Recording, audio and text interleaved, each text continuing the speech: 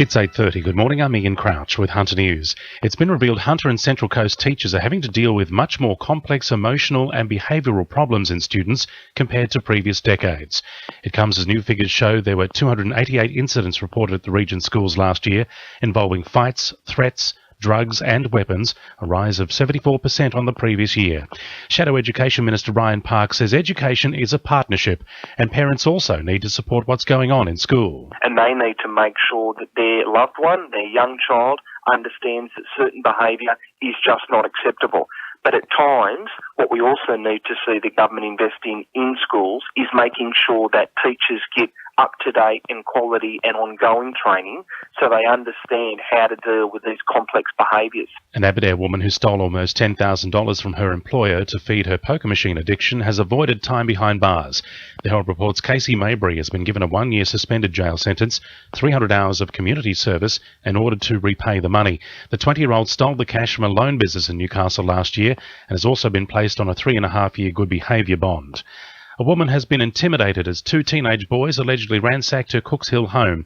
Officers were called to the home on Derby Street on Wednesday afternoon to reports the boys, aged 15 and 18, were damaging furniture and terrorising the woman.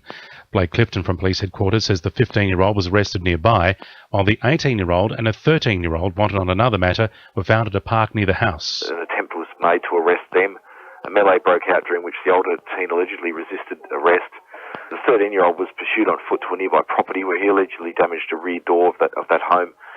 He was then subsequently arrested. When police were pursuing that 13-year-old, the 18-year-old man allegedly obstructed an officer and assaulted the officer before then also being arrested. Supporters of wind and solar energy will gather at Newcastle Foreshore Park this morning for the Rally for Renewables. It's part of a national day of action which is calling on the federal government to maintain the current energy target. Organisers say 82% of Australians support the existing renewable energy target. Trade and export talks will get underway at Noah's on the Beach today between Hunter and Chinese business leaders. This is the first of a 3-day event aimed at strengthening relations between the Hunter and China and will culminate in a Newcastle China Festival on Beaumont Street on Sunday. 100 Chinese students will act as ambassadors at the festival, which will give Hunter residents an insight into Chinese culture.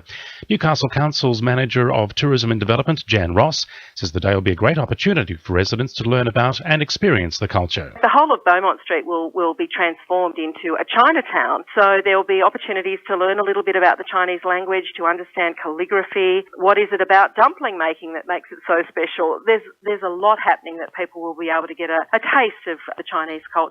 And home buyers are making a beeline for Wallsend. The latest figures show 236 homes were bought there last financial year, more than any other Newcastle suburb, while Warrabrook recorded the greatest increase in median house prices over 12 months, up 24.5%.